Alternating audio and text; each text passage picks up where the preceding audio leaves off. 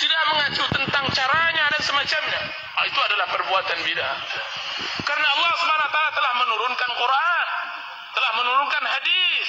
Kemudian Allah Subhanahu wa taala tutup wahyu, kedua-dua wahyu tersebut dengan ucapan al-yauma akmaltu lakum dinakum. Aku sempurnakan.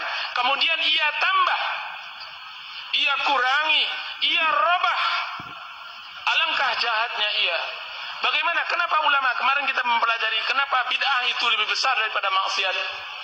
Kenapa bid'ah itu lebih besar daripada maksiat? Karena orang yang berbuat bid'ah ia menambahkan aturan Allah atau ia kurangi. Biasanya bid'ah itu dia tambahkan. Ketika Allah Subhanahu wa taala mengatakan cara beribadah begini, ia tambah cara ibadah tersebut. Ia tambahkan, ia sejajarkan dirinya dengan Allah di dalam hukum. Karena Allah memberi hukum, ia tambahkan hukum tersebut.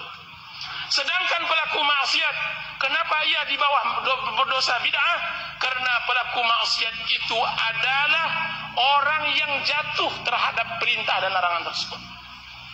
Sesungguhnya orang yang merubah peraturan yang telah dibuat oleh sang raja jauh kurang ajarnya daripada seorang rakyat yang jatuh terhadap kesalahan tersebut. Itu logika di dalam masalah dunia.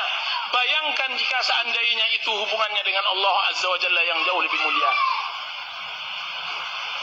Orang-orang yang merubah peraturan raja, dia begitu zalim, sangat tidak bisa diterima dan tidak dimaafkan.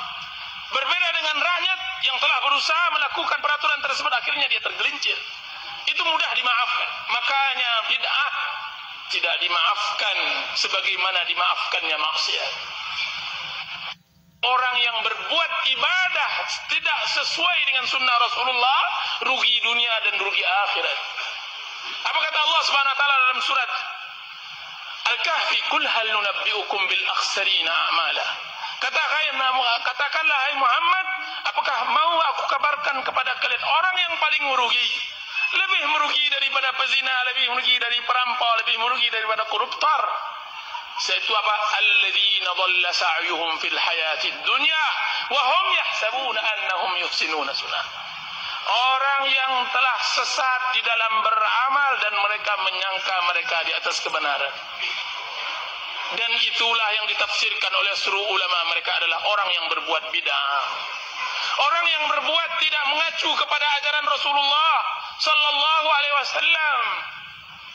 Tidak mengacu tentang waktunya, tidak mengacu tentang tempatnya, tidak mengacu tentang jumlahnya, tidak mengacu tentang caranya dan semacamnya.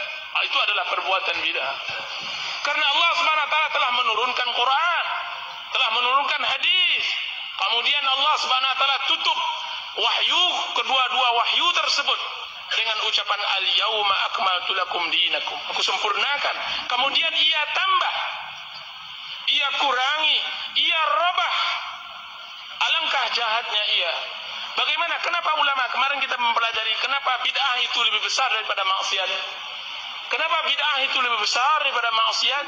Karena orang yang berbuat bid'ah ia menambahkan aturan Allah atau ia kurangi.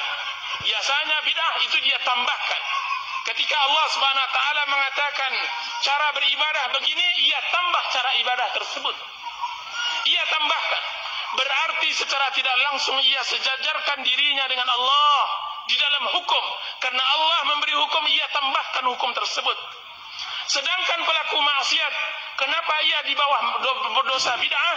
Karena pelaku maksiat itu adalah orang yang jatuh terhadap perintah dan larangan tersebut. Sesungguhnya orang yang merubah peraturan yang telah dibuat oleh sang raja jauh kurang ajarnya daripada seorang rakyat yang jatuh terhadap kesalahan tersebut. Itu logika di dalam masalah dunia. Bayangkan jika seandainya itu hubungannya dengan Allah Azza wa Jalla yang jauh lebih mulia. Orang-orang yang merubah peraturan raja, dia begitu zalim, sangat tidak bisa diterima dan tidak dimaafkan. Berbeda dengan rakyat yang telah berusaha melakukan peraturan tersebut, akhirnya dia tergelincir. Itu mudah dimaafkan. Makanya bid'ah tidak dimaafkan sebagaimana dimaafkannya maksiat.